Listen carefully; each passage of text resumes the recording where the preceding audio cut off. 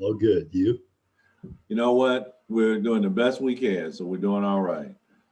We've had our introductions, Judge. So I'll just turn it over to you to give us some updates. Of course, we have a lot going on, and we can't thank you enough for the time that you provide us every other week to give us updates. So please take it away.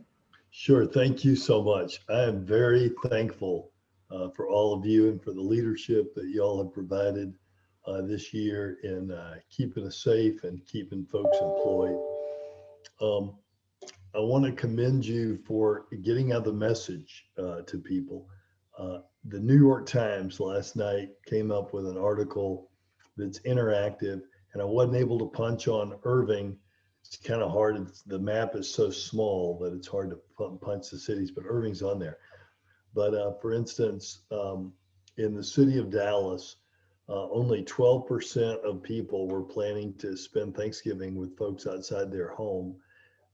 Like 21% in the city of DeSoto, 24% in the city of Lancaster. That compared to nearly half the people in the county just south of us, Ellis County, and some of the counties around us. So um, our teamwork, our business leaders, our faith leaders are doing a great job of helping to get that message out, along with the media partners, as to what the doctors need right now to keep you safe. And so we're seeing better decision making and better planning on the part of the people here in the city of Dallas, Dallas County, the Irving, the cities of Dallas County. And that's a testament to everyone working together, communicating, setting up calls like you've set up here where we can, stay in touch with one another. Um, I'll tell you where we are right now. Our numbers at the hospitals continue to go up.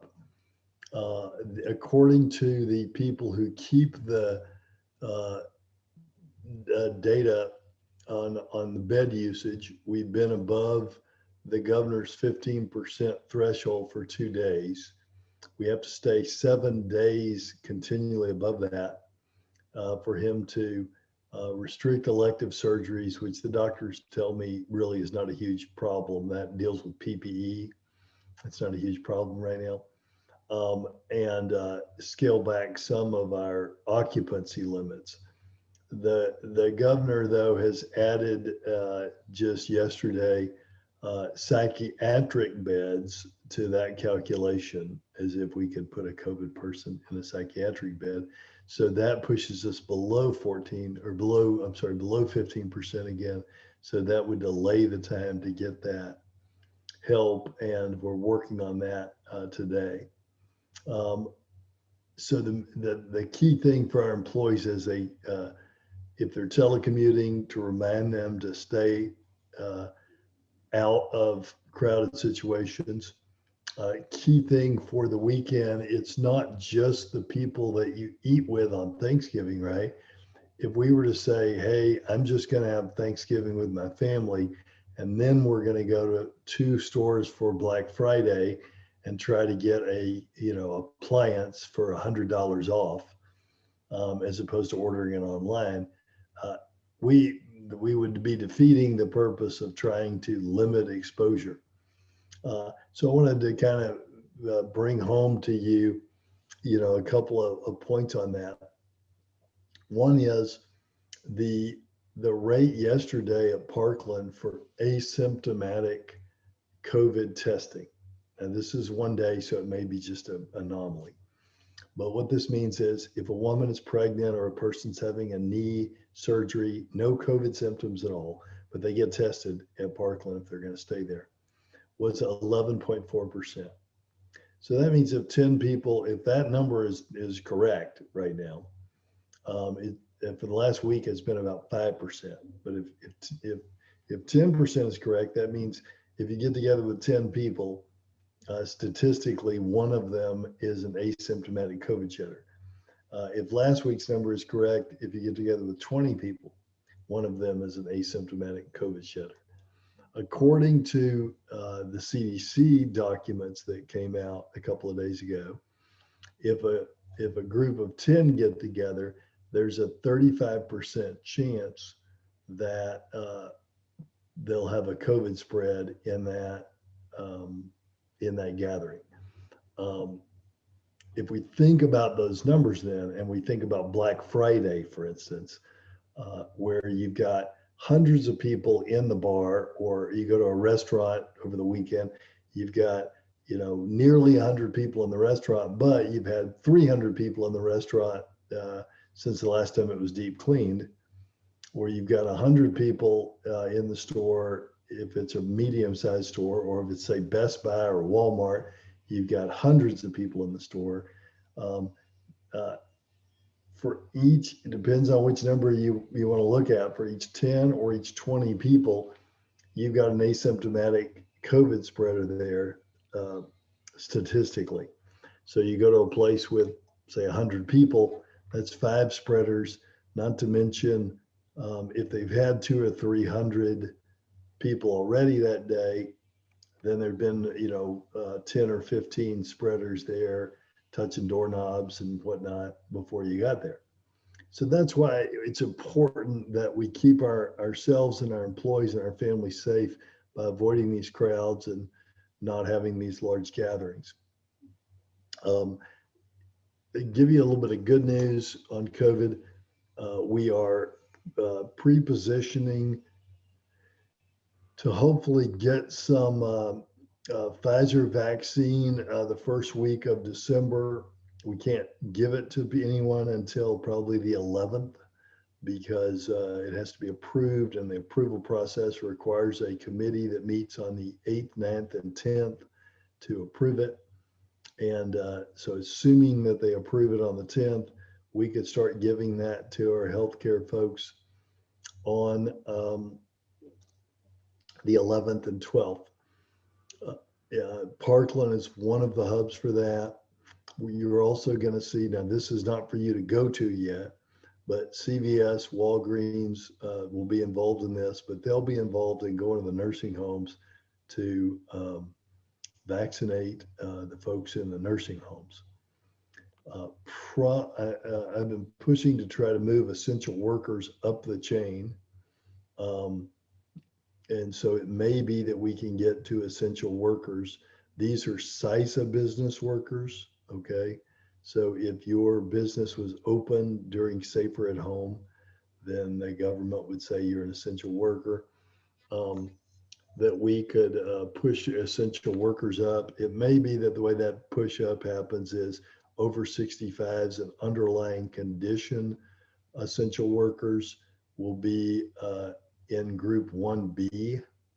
So they'll be ahead of all the other over 65 and people who have underlying conditions, which means that we could get to a lot of those by late December, early January.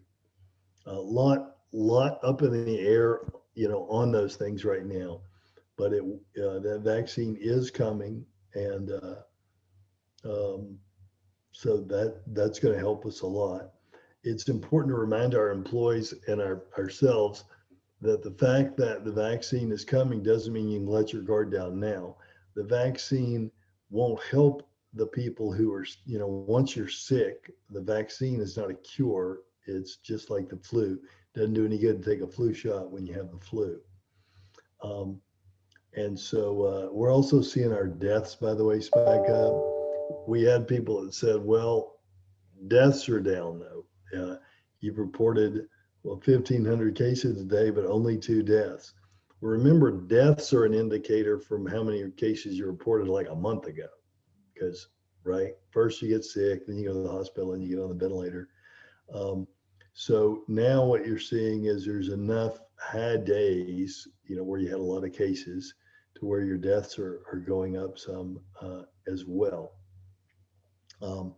We are getting right at the peaks of where we were in July with our hospitalizations. So there's some indication though that people are listening to the messaging and making some good decisions. So hopefully that will help us soon. There's also indication, of course, that people will travel. You can see this on TSA data. on how many people are going through the checkpoints. And you can probably sense it when you're just driving your car out there, going to lunch or something, hopefully going to pick up your lunch. You can see that, there's a lot more cars on the road. So how bad that spike is from Thanksgiving, remains to be seen. I would say that we're going to know that as far as our numbers a week to 2 weeks after Thanksgiving. But as far as people spreading COVID in your businesses, that's going to happen before a week or 2 weeks. So the way it works is, if a person is exposed to COVID, then they may get sick, a few days later, but it might be 10 days later. So you might be exposed to COVID on Thanksgiving, get tested on the Monday following Thanksgiving, test negative, go back to work, the Wednesday after Thanksgiving, begin to not have any symptoms until Friday or Saturday, but spend 2 days at work. And by the way, the CDC put out a graphic, and this is on our website and on my Twitter. But in the meantime, between the time you began to shed and the time that you showed symptoms, 22 people in the CDC's example at the office would have been exposed. So if ever there was a time to telecommute, and if ever there was a time for people to avoid others, it's the week to 2 weeks after Thanksgiving until we get a feel for who's actually sick from that spread. I see some questions in our chat. Let me try to hit those, and then any other questions you'll have.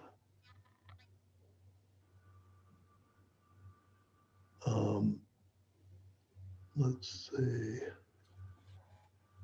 Yeah, thank you, Judge. We have one from Wanda. She's asking if you would give us your take on DPS troopers being sent to Dallas versus the hiring of violence interrupters to curtail crime, is her question. You have to balance. In the past, I think, I try not to get too much into the private conversations that I have with, the mayor and other people about things.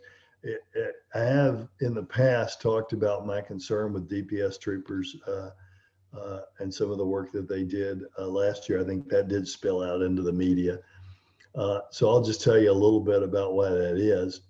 And it's, I have high regard for DPS. A good friend of mine runs DPS, but it's best to have neighborhood policing. When you have police officers who don't know the neighborhood, that's a challenge. When you have a situation where the community is fearful of the policing presence, that has a negative effect on the ability to work together to get the crime tips, to keep people safe. So we'll have to see how, what didn't work is when we had DPS doing the busted tail light, stop everybody approach a couple of years ago. That was, pretty disastrous from the standpoint of actually curbing crime. Okay, you can look at it from it was not good for the standpoint of community satisfaction, but also it didn't do anything to curb crime. This time they're going to do something a little bit different. I've made a recommendation. One of the ideas of what they're doing this time is having a bunch of helicopters fly around. A lot of that is, political, but what if we were to do a grant where we, instead of having helicopters fly over people or supplemental to having helicopters fly over people, we made it affordable in high crime neighborhoods for people to get Ring doorbells or something similar to that. We got those things to where they're online, and then when crimes happen, the homeowner feels safer, right? Grandma's not thrilled about the DPS on the street, afraid they might hassle her grandkids, but she's not going to be opposed to having a Ring doorbell. So, looking at those things, um, there are ways that we can use DPS. As I've talked to the Chief Hall last year, say in North Dallas, and flexing our community policing into other neighborhoods, send DPS to the places where people are less concerned about a DPS presence, send our Dallas police officers to places where people are distrustful of DPS. So there's a lot there. I probably said more than I should publicly about that, but it's a challenge, and the answer, can't always be to ask DPS to come in. So, Okay, thank you, Judge. Excuse me, my friend David Pfaff has a question about the Pfizer vaccine and being stored at minus 80 degrees Celsius, and do we have the type of infrastructure to support that? we do. We've worked on that with Pfizer closely for about 6 months, and so that's why we are one of the first 3 places in the country to get that. Awesome, that's terrific news. Vicki Welch has a question, and that is, the governor said that he will not be adding additional shutdowns. Do we anticipate any county shutdowns? No, and the doctors are not asking for a shutdown. They're asking that the bar loophole be closed by the governor, which he seems reluctant to do. But the evidence is clear. Dr. Birx, who is the head person for President Trump, wrote the governor a letter, as did I, asking him to do that. He's refusing to do that. But that's what they're asking to be shut down, is the bar loophole that allows people, to be out drinking at 1 o'clock in the morning and breathing all over each other. That's been a real super spreader. Beyond that, the doctors are asking that in the building dining not occur for about 2 weeks. But beyond that, it's just asking for occupancy limit, reductions, and more flexibility for school districts to keep kids safe. Okay. Our next question comes from Denise Gomez. Do you have any information on the number of COVID cases versus number of flu cases coming into the hospital system? If so, are flu cases also increasing at an incremental rate? So we've had a pretty mild flu season thus far, and that's been a blessing. The flu cases are increasing because as flu season progresses, you're going to get more flu. Same thing as and I'm not explaining this necessarily to Denise because she'll understand this, but to the broader group, if we got as flu spreads, as one person gets it and then 3 people and then 8 people, etc., then you're going to have more cases, right? Because what comes in the hospital is a function of how much is out there in the community. Not everyone who gets the flu goes to the hospital, but when you create a critical mass of people with the flu, then some of them more and more will end up in the hospital. But it has been pretty mild thus far. It's very important for the people on this flu shot and for your employees to get their flu shot this year. You don't want a situation where a person is fighting 2 different respiratory viruses at once, right? That is very, very difficult. And by us all getting our flu vaccination, we help our hospitals to not have beds filled with the flu. And the reason that we have these numbers, like 15% of all beds in the region being COVID, leads to certain restrictions. It's because we need beds for a lot of things. And when we fill up our beds with respiratory problems, a serious flu case needs some of the same equipment that a serious COVID case does. So very important this year more than ever to get that flu vaccine. But I think because we're at a little distance and wearing the mask out, it's blessing us a little bit on the flu. Thank you, Judge. And our next question comes from Karen Cooperstein. It's actually one of my all-time favorite questions, and that is, what's keeping you up at night, and what's your biggest concern right now? And if you could just elaborate on that for us. Sure. So probably the biggest concern that I have right now is people are hearing the vaccine is coming, or they've just given up. And so it's keeping our community safe and our economy going until that vaccine can get to broad, distribution. It's hard right now. I think if people will think of it, and I think this is the challenge as leaders to get this message out. Think of it as patriotism. Okay, your grandparents, great grandparents, even if they weren't fighting in World War II, they weren't getting new tires for the car because the war effort needed rubber, or they were buying war bonds if they had the money to do it, or they were sending donations to the effort or working in a factory to help with the effort. Everybody had a role to play, and it was a sacrificial role.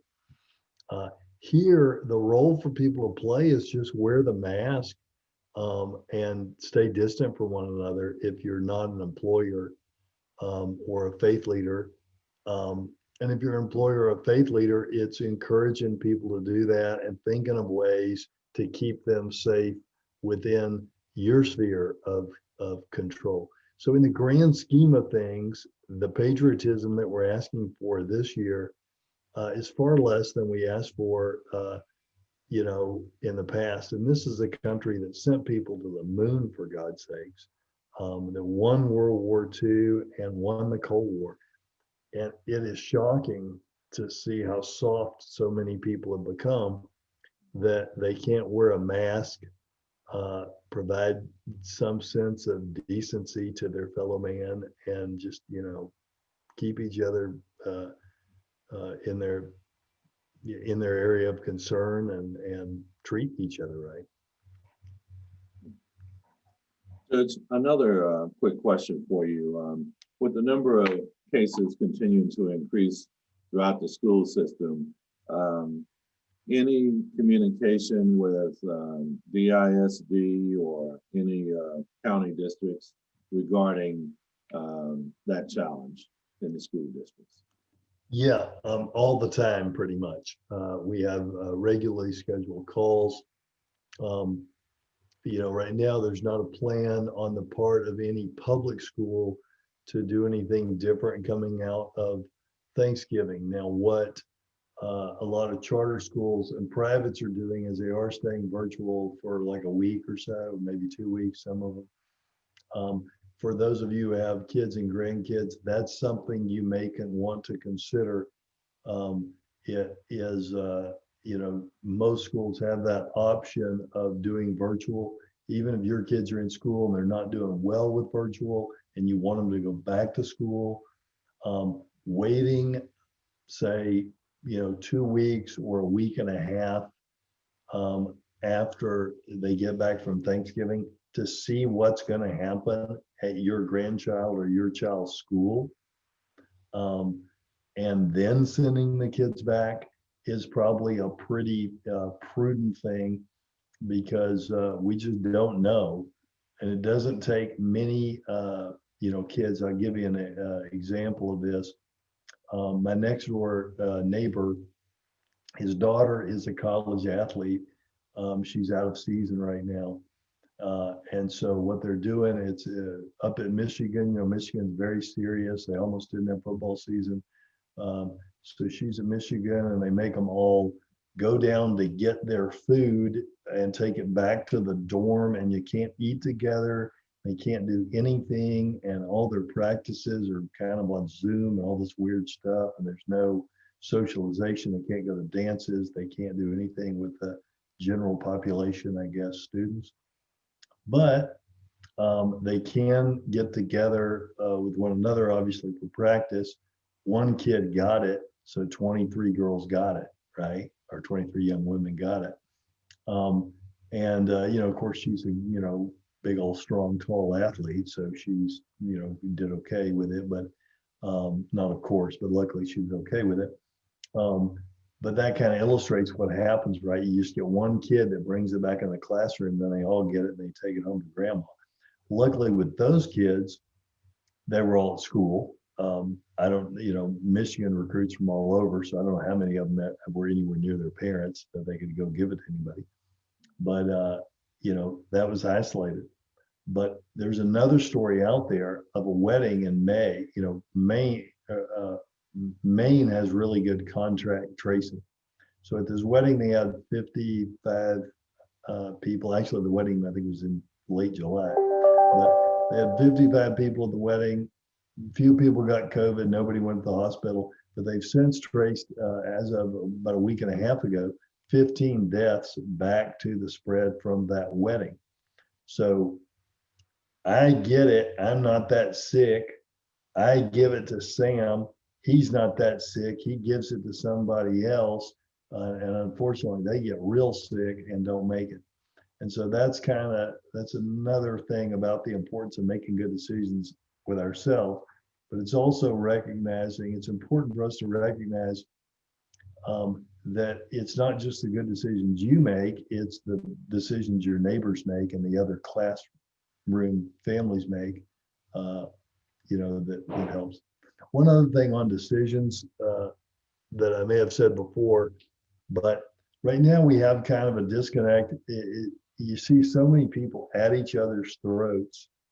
I don't know if that's really helpful. What we tend to do is we tend to say, I'm doing a good job making good decisions, and my neighbor or someone else is making bad decisions. But the reality is, we're all making some good decisions and some bad decisions. Even the most ardent COVID is a hoax, I refuse to wear a mask because it's a violation of my individual liberty person. Even that person is compliant some of the time, right? While they're asleep, for instance, or at home with their family. So if those of us that are trying our best cannot so much focus our disgust or anger on people who we feel are not trying as hard as we are, but think of ways where we can improve 5 or 10%. That is going to be enough right there to really help flatten that curve. So really kind of looking at it and seeing what little extra we can do during this time of high spread will make a huge difference. All right. Judge, we are out of time, so I want to thank you again on behalf of everyone on this call for keeping us updated, keeping us briefed, and continuing to provide the leadership for our community. Our next call will be Wednesday, December 9th at 10 a.m. And Judge, as we typically do, in addition to encouraging everyone to get a flu shot, can you give us a couple of other points that we can execute over the next couple of weeks? Absolutely. One is a short-term point. I did this with our COVID team this morning. I'd like for you all to really think about, today, maybe write it down, maybe tell somebody that you love, something that you're thankful for. We talked about, as we give our reports, things that we're thankful for. My chief of staff said that although it's challenging to take care of 2 children under the age of 4, she's very thankful that she's had some time at home with her kids as we telecommute. Different people, have different things that they're thankful for. And there is so much to be thankful for, even in this, very difficult time. And so I think focusing on that and letting people know how much you appreciate them and how thankful you are for them is a big thing that your employees and your teams are looking for, especially this time of year. My next call actually is with a company that I own to tell them how thankful I am for them. And so I think that's a big thing. People are going, and the other thing is people are going through a really, really tough time. And so anything that you can do as leaders, people are looking up to you, not only to set the tone on distancing, masking, telecommuting, these sort of things, but just using your intuition to ask people how they're doing, to check on them emotionally, spiritually, physically. I think that is a huge thing too. And then I guess the last thing is I want you all to have some downtime and recharge your batteries because you're an important part of this fight. And I need you to stay in the fight. We're going to do that by having some downtime and some good times this Thanksgiving week. Judge, thank you so much. We really appreciate those words of encouragement. Everyone have a happy Thanksgiving. Be safe out there, and we will talk to you on December 9th. Thanks so much for joining. Thanks, Have a Ed. good- Thanks, everyone. Take care.